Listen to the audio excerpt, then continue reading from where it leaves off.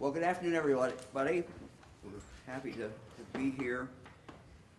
We're here to talk about a new large-scale, long-term collaboration to investigate and prevent gun violence in Columbus and in Central Ohio. It's a partnership that has never been done at this scale before in Central Ohio. And I truly believe it is a game changer. We know generally that most violent crime is committed by the same small groups of people. They shoot up homes, they shoot up neighborhoods, they shoot up each other. And they make life miserable for people in their homes and the community. These are generally people who've been convicted of violent crimes before, sometimes many times. They can't legally, under current Ohio law, carry guns, but they do it anyway. They don't care about the law, and they don't care about who they hurt. But we all do. Those of us here today care about every single person living in Columbus and in Central Ohio, which is why we've come together to create a new investigative unit focused exclusively on fighting back against gun violence, those individuals who use guns in the commission of offenses. The new Central Ohio Crime Gun Intelligence Center, CGIC for short, is now up and running here within the Ohio Department of Public Safety. Although the office is considered law enforcement sensitive, we'll be providing media with this video after the event. This concept, which was originally developed by the ATF, puts law enforcement from various jurisdictions under one roof with one mission: to identify those responsible for gun violence and send them to prison so they can't hurt anyone else.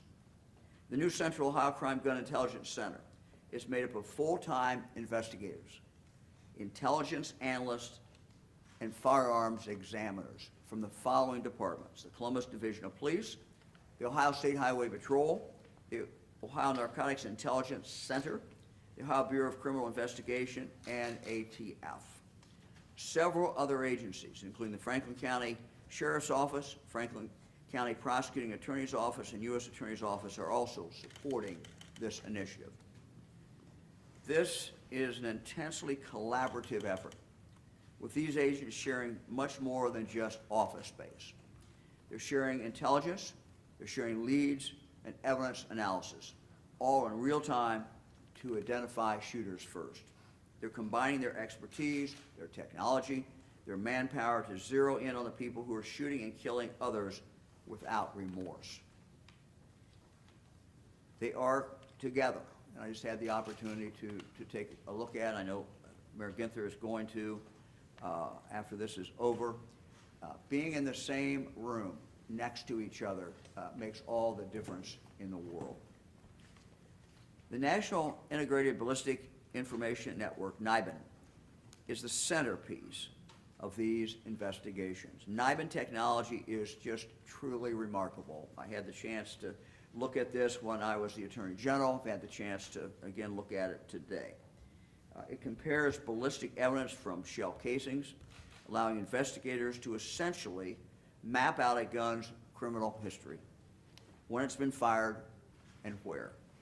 When crime scenes have the same gun in common, authorities can use that information, combined with other evidence like surveillance video, shot spotter data, and vehicle descriptions, to build a case and to identify who pulled the trigger at each offense.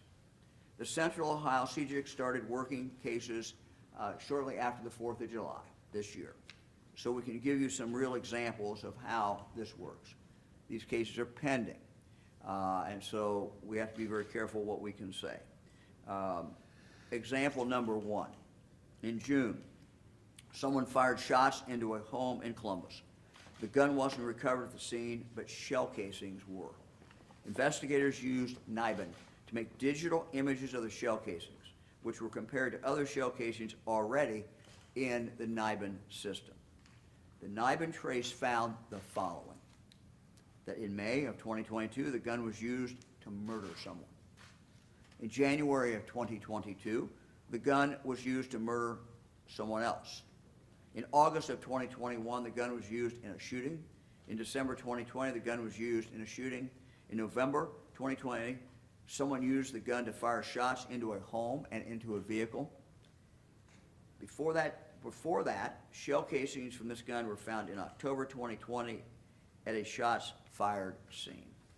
This is a lot of information, but it's information that intelligence analysts, investigators can use to pinpoint the person or people who've been using this gun. Example 2. Recently, authorities recovered a gun in connection with another ongoing investigation. The gun was test fired, and the shell casing images were uploaded to the NIBIN system. NIBIN tied that gun to not one, but 3 separate shooting incidents that all took place this year in a span of just 1 month. Law enforcement can now use these case connections to determine who's responsible.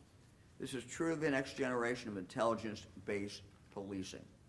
Here at the Central Ohio Crime Gun Intelligence Center, we have 2 brand new NIBIN machines dedicated to tracing ballistic evidence, not just for the Columbus Police Department, but for any agency in Central Ohio.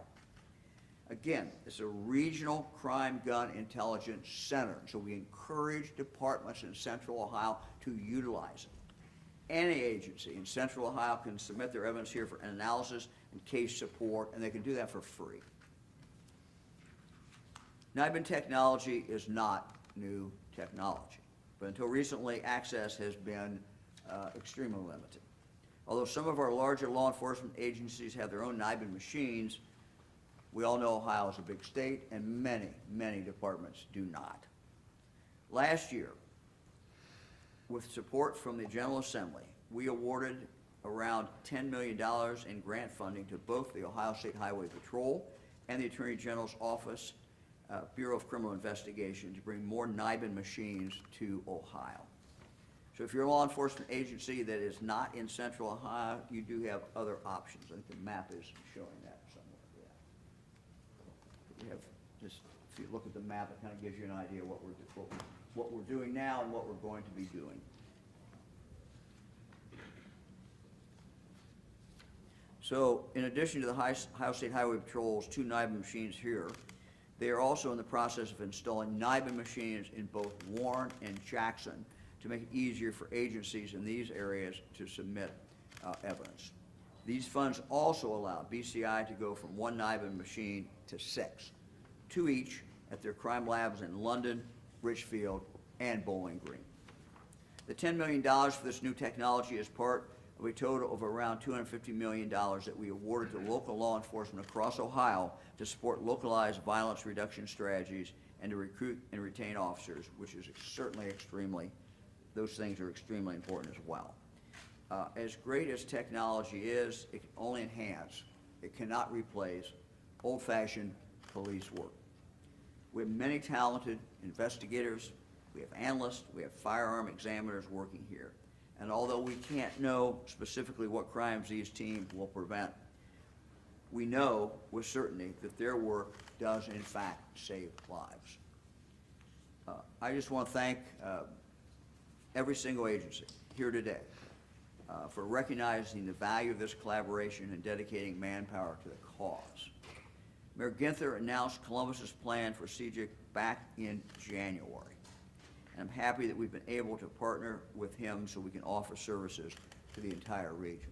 The mayor's a real leader in this. I congratulate him and now call on the mayor. Mayor? Thank you, Governor, and very proud of the partnership with you and your team. I want to thank the ATF. This idea came from Director Dettelbach when we were together in January. This is something that has worked very well, that the ATF has helped to lead in places around the country. He thought this would be a great new tool, and what better place than Columbus?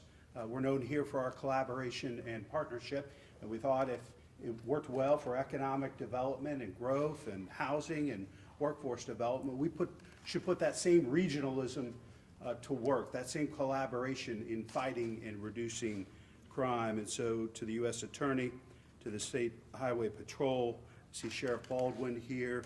I want to thank Chief Bryant and First Assistant Chief Potts. We'll hear from Deputy Chief Sagal in just a few minutes. It's great to be here today with our partners across the state and region to unveil this incredible new tool for law enforcement. The Crime Gun Intelligence Center is precisely what we need to further empower our officers to capture and prosecute those responsible for perpetuating gun violence in our communities. Earlier this year, as the governor mentioned, we announced that the city would be devoting $5 million to this project. Working alongside ATF Director Dettelbach and his team, we'll hear from one of his colleagues in just a moment as well. Many months to deploy innovative new solutions centered on reducing gun violence in Columbus and Central Ohio. One example was our use of the mobile Nibin van to process ballistic evidence more rapidly than we ever had before. We saw great results, which only strengthened our desire to expand our use of this new technology. It's why we enthusiastically threw our support behind this project. It's why we're so excited to see this day and this center to become a reality. The size and scale of our commitment should come as no surprise when you consider the fact that 90% of the homicides in the city of Columbus involve the use of a firearm. This startling statistic holds steady year after year. All of this is compounded by the sheer number of guns throughout our community in cities across this state and this country. Last year, Columbus police collected more than 3,300 firearms. Nearly 200 of them were assault-style weapons. So far this year, because of incredible work by the Division of Police and a record number of tips coming in from the community, CPD has already recovered more than 2,500 firearms. We're not even the end of September. The prevalence of guns on our streets is completely and totally unacceptable. We all must do more to change the status quo. This requires a collaborative effort. We're tapping into a broad range of experience and expertise. We're leveraging cutting-edge technologies that will enable us to better identify those committing these heinous crimes. We're doing the hard work that needs to be done to take these violent criminals, as well as those who enable them, into custody and put them behind bars. This is ultimately about accountability, connecting the guns being used to kill, maim, and commit crimes with the individuals who wield or peddle them in the first place. This is especially important considering the violence we are seeing is being committed by an extremely small number of individuals. As the governor mentioned, in our case, less than 1/2 of 1% of the Columbus population. But that does not make this work any less urgent or complex. In some ways, it raises the stakes even further, because we know that we can move the needle on this issue if we can more quickly and effectively identify and apprehend the small number of folks who are behind the majority of the violence. Law enforcement, when equipped with the very best resources are at our disposal, will carry the bulk of the work. But they can't do it all alone, nor should they. We need the active involvement of the entire community, parents and families, friends and neighbors, business owners, faith leaders, teachers and coaches, everyone.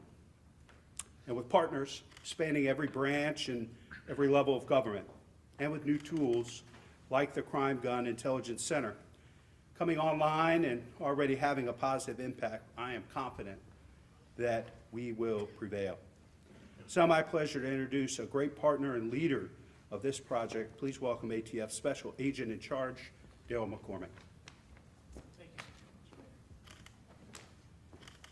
As the mayor said, my name is Daryl McCormick. I'm the Special Agent in Charge for ATF for the state of Ohio.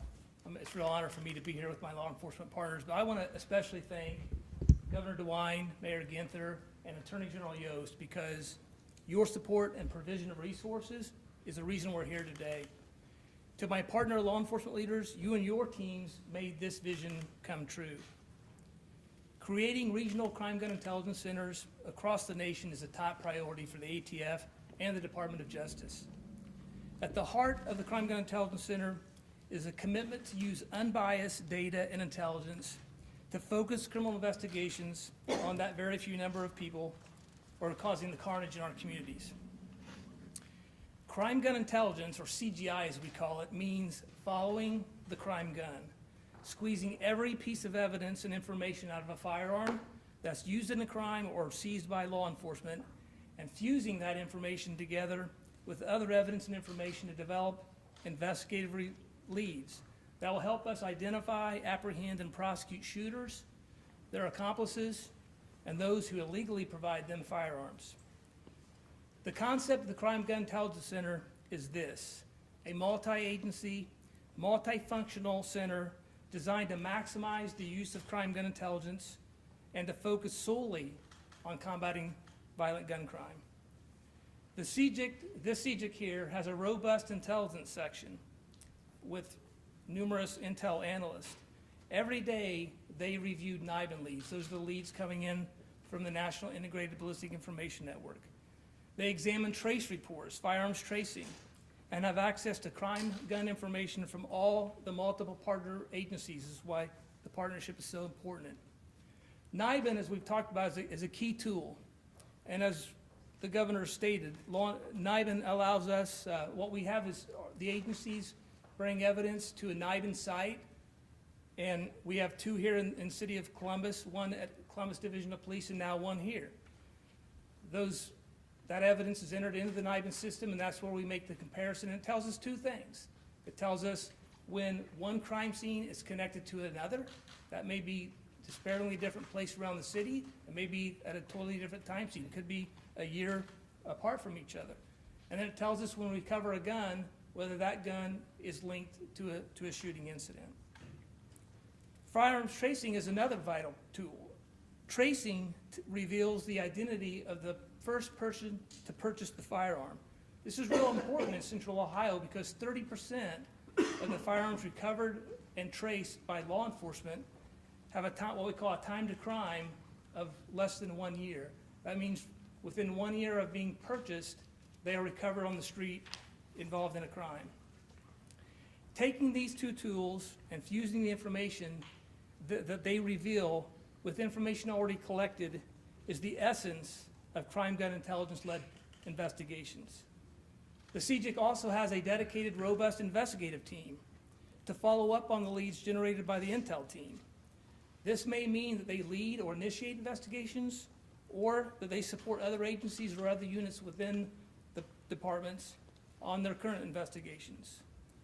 So what makes the Crime Gun Intelligence Center unique? Well, there's really four things. First, it's the unprecedented collaboration in the form of total integration that you'll see in the CGIC with all the agencies working and sitting right next to each other. Second, unparalleled information sharing and robust intelligence support, which is key. This allows us to be intelligence-driven. Third, the cross-jurisdictional authorities derived from all the agencies that are present. And finally, the sole focus of targeting trigger pullers, the shooters in the community, and those who illegally supply them with firearms. So I'm honored to be followed by Deputy Chief Sagel of the Columbus Division of Police.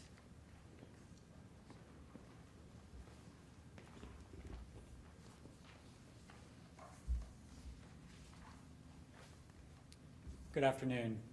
Thank you to Governor DeWine, Mayor Ginther, Special Agent McCormick, and all of our partners at the local, state, and federal levels. Gun violence has unfortunately become an increasingly prevalent issue in the city of Columbus, directly impacting our families, our neighbors, and our communities. Columbus police officers are seeing this firsthand each day on the street. It is imperative that we take steps to address this problem now head on. One of the key advantages of this Crime Gun Intelligence Center is the ability to facilitate collaboration among various law enforcement agencies on the local, state, and federal levels. By sharing information and intelligence in real time, we can work together more effectively. This collaborative approach will enable Columbus Police to identify and apprehend individuals involved in illegal gun activities swiftly. We're already seeing results. In July, Columbus police officers responded to a shooting in Wedgwood, where the victim had been shot in the head. Shell casings were recovered from the scene and were analyzed using NIBIN. Within days, Crime Gun Intelligence Center members were able to identify a suspect. Columbus police officers worked quickly to locate the suspect and get them off the streets, a violent offender, along with 2 other convicted felons. In the process, officers recovered 2 firearms, including one that was equipped with a fully automatic conversion device. The Crime Gun Intelligence Center is a crucial step forward in our fight against gun-related crimes.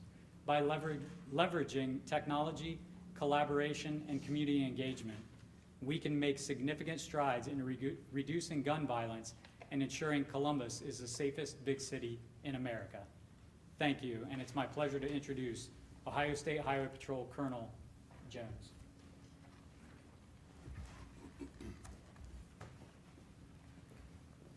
Good afternoon. Thank you, Governor DeWine, Mayor Ginther, Special Agent in Charge McCormick, Deputy Chief Sagal, Chief Deputy Minard, and Prosecutor Pearson.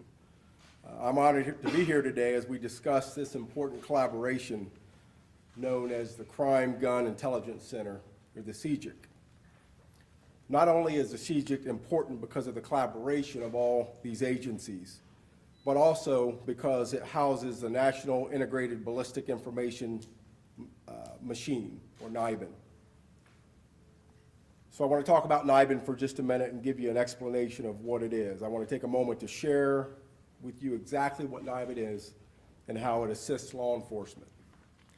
NIBIN was established by the ATF in 1997 and is the only national network that allows for the capture and comparison of ballistic evidence. The system analyzes expended shell casings from firearms by conducting a microscopic examination of the tool marks left on the casing from the gun it was fired from. These tool marks are unique and create a fingerprint for the firearm. Once an analysis is taken, it compares it to millions of images from other NIBIN submissions in the system for matches and notifies all associated agencies when there is a match. This correlation information that is received allows agencies to work together on developing leads associated with crimes utilizing the same firearm. These correlations also assist law enforcement in determining which areas we need to focus efforts on to reduce violent crimes within communities. With respect to the patrol and our involvement, the patrol is honored to be involved in the everyday operations of the CGIC. And as you've heard here today, it's a collaborative effort, bringing law enforcement partners together to solve violent crime. The patrol has 2 dedicated intelligence analysts dedicated to the CGIC to assist the other agencies involved. The patrol has a trooper assigned with the task force as well. The patrol is also providing submission kits to rural law enforcement agencies so the CGIC can complete analysis for agencies across the state. And as the governor mentioned earlier, it's free of charge.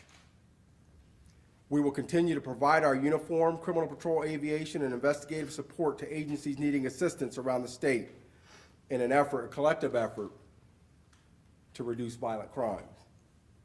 Again, I cannot emphasize enough how important the CGIC collaboration is to not only our communities, but also our partner agencies. The ability for all of us to work together to achieve expedited results, which in turn will make Central Ohio a safer place to work, live, and raise a family, is the goal. Thank you, and please welcome Chief Deputy Rick Menard from the Franklin County Sheriff's Office.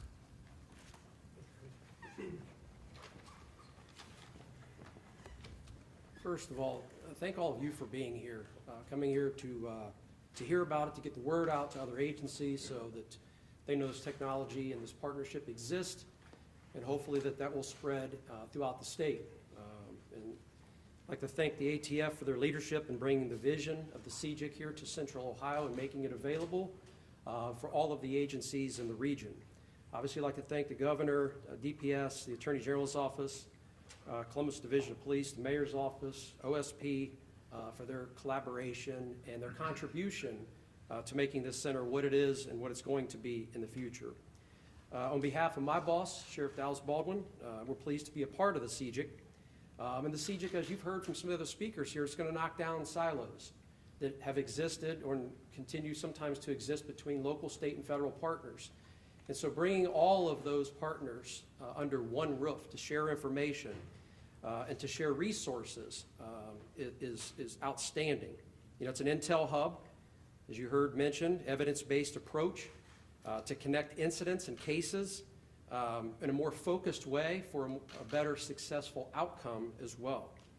The collaborative work that certainly will help and to disrupt the pattern of shootings and prevent other shootings here in our community. And for us in particular at the Sheriff's Office, thank you, Governor, we were awarded some money here not too long ago to start an initiative, Covert, Central Ohio Violence Eradication Response Team. And so the CJIC works seamlessly with our efforts with Covert in terms of place-based investigations, but also that community outreach piece as well to connect people with resources to break this cycle as well. Just in the last couple of weeks, we've had 3 cases where we have connected to other existing cases, and I wish I could go into more depth and tell you all the great details, but I can't yet. But hopefully those cases will come to fruition here soon, and we'll take those guns and perpetrators off the street. One more example here. And so as has been mentioned here, historically, I've been in the business, at least investigations, for more than 20 years. And so what has happened in the past is evidence is collected, it's sent to, for the smaller agencies sometimes, sent to a lab, and because they're accepting evidence from all over the state or whatever, there's a lag time there in terms of weeks or months. And as you can tell, these guns are repeat offenders. And so by the time you get the results back, we're behind the 8 ball. We're 3 or 4 shootings behind trying to play catch up. And so the CJIC will help speed that up. And it's already doing that. And so for an example, right now for us, in terms of our work with the CJIC, from the time we respond to the scene, collect the evidence, not only collecting the casings, but we're also doing DNA swabs off of those guns as well. That's made possible through the CJIC.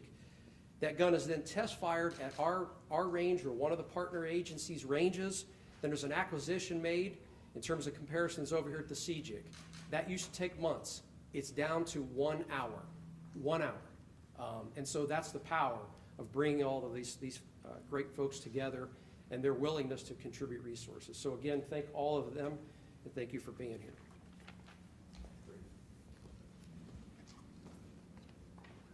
Good afternoon, everyone. I'm Anthony Pearson from the Franklin County Prosecutor's Office.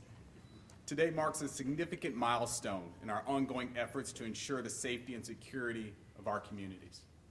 We gather here today to celebrate the opening of the Crime Gun Intelligence Center, also known as CJIC, a powerful initiative designed to combat the scourge of gun-related crime that plagues our community.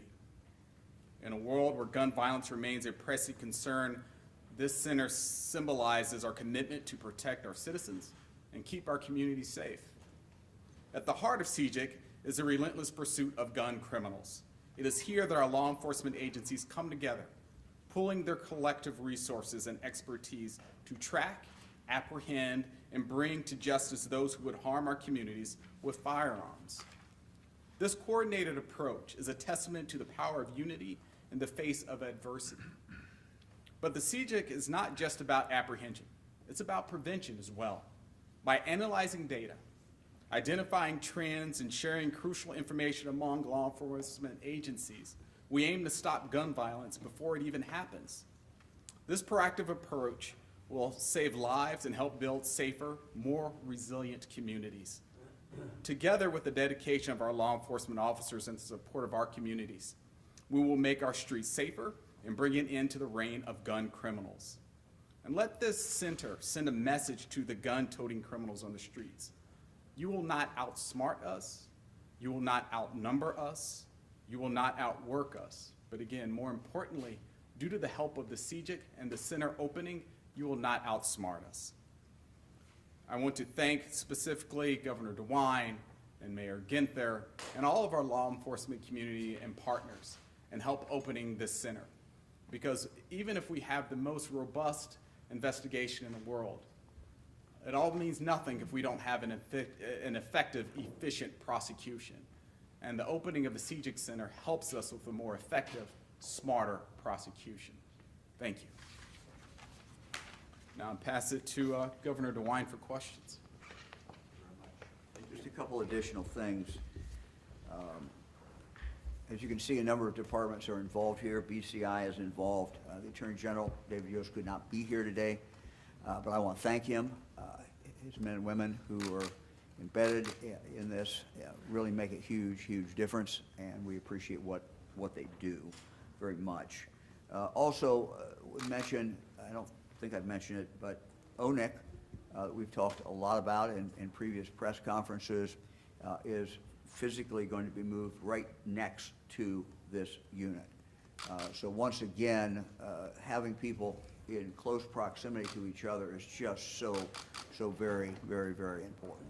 So happy to take any questions, or as I say, the tough ones will Yeah, you talked behind about me. the very small number of people committing these violent gun crimes. Similarly, what is the percentage, if you know, let's say guns in central Ohio or Columbus, whatever the jurisdiction, how many guns are being used in these violent crimes? Well, I don't know if anybody here could specifically answer that. I'll just talk in general. Every study that's been done confirms what the men and women who are out on the streets can tell us, and that is, it's a small number of the criminal element that commits the violent crime. It is just a very, very small percentage, and they keep doing it time after time after time after time. So I don't know if anybody wants to take specific to that. I'll just make one comment, is that from looking at the NIBIN acquisitions, we know that typically the last several months here in central Ohio, 50% of all the evidence entered into the system produces a lead. So in other words, if we had 500 acquisitions of NIBIN evidence, either from test fires or cartridge casings taken from guns crime scenes here in the area, if we had 500 of them, almost 250 would result in a connection to one crime, to another crime. So that just confirms the idea that the guns are being used more than one time, a lot of the time, and that one shooting is frequently connected to another, which I think is a clear indicator of what we said. As best as that it's a small number of people. Well, just to follow up, since you can trace, as you seem to indicate, the gun to the purchaser, are the original purchasers typically attaining the gun legally or under disability? Where are these guns coming from? Well, when we trace a firearm, by the very nature of the fact that the purchaser purchased from a licensed dealer, they were lawful and able to purchase it.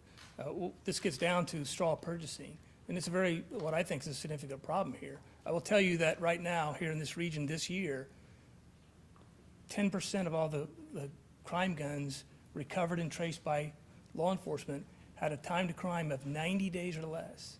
Means it left a gun store by somebody who could purchase it legally, and they transferred it to somebody who then used it in a crime and was recovered by police.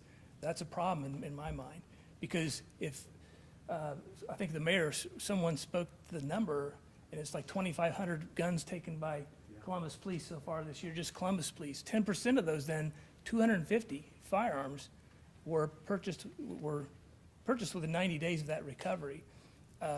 I think that's an important lead for us to follow up on, and I think it's something we need to address. Anybody else? Deputy Chief Stagel, I know CPD has improved its solve rate for homicides. What do you think this center is going to do for that solve rate? Well, I think Chief Deputy Minor pointed out, it just speeds up the process. It allows us to enter evidence into the systems much quicker than going through the formal lab process. The labs are still obviously important for all the actual scientific testing and things that they're able to do for the further prosecution. But what it does is, with that timeliness, it allows us to start working on the leads a lot quicker so that we can be pointed in the right direction and move forward. Let me just add one thing, kind of the big picture. We've made some real progress in the last few years, having more NIBIN machines out there.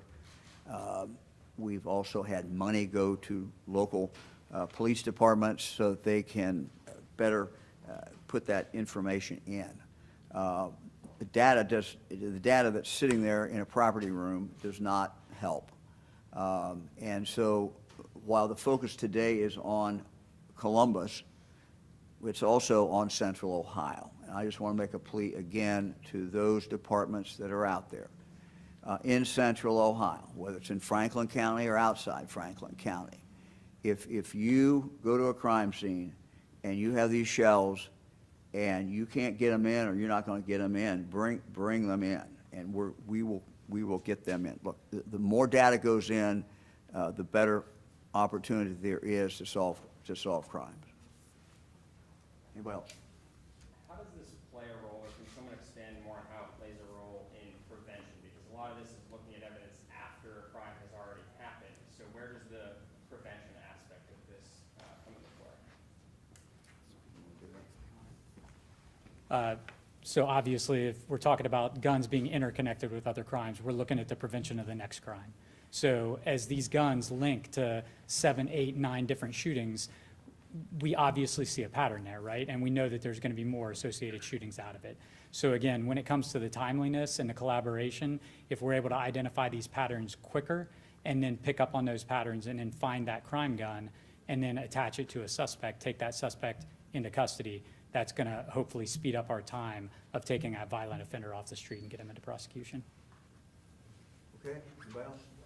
Many of these shooters appear to be quite young, which would suggest that their supply, if you will, is not static. So if you take, it's like we want to get these folks off the street. So you take one guy off the street who's maybe 21 years old. How do you break up this continual generation of folks willing to maybe step in and do that? I mean, it seems to me, is there an accompanying effort to, I don't know if it's gang culture or what it is, but how do you just not tread water on the number of people willing to do this? So we have a lot of different initiatives going on in the city of Columbus. We run different programs that help provide tools and programs for either young people or young adults that are basically kind of that next up person. So what we do is we're constantly trying to identify people through different means, that we're maybe seeing them showing up at different, either whether it be crime scenes and they're not necessarily a victim or a suspect, but they just kind of seem to be showing up at some maybe not great places for them to be at. We try to identify those people using our intelligence analysts, our gang enforcement unit, and our criminal intelligence unit to try to see what patterns those people produce as well. And then what we do is we work with the CVR program to basically get them resources to try to put them on a path. That's another collaborative partnership. I mean, basically everybody standing up here is part of that partnership as well. And, we do different kinds of either whether it be one-on-one contacts with people like that, or whether it be group interventions. And we offer them resources. We offer them a path to success. All right, thank you. That's some off-topic questions. Would you rather me just come up? So the redistricting meeting tomorrow, what prompted you to call that? Was there some development that occurred? Well, it's time. It's time to do it. I think there's progress being made in discussions. I think that I'm optimistic that we'll be able to move forward tomorrow. So is there We'll a see. share? Is there a map? Well, there's almost a map, at least to start with.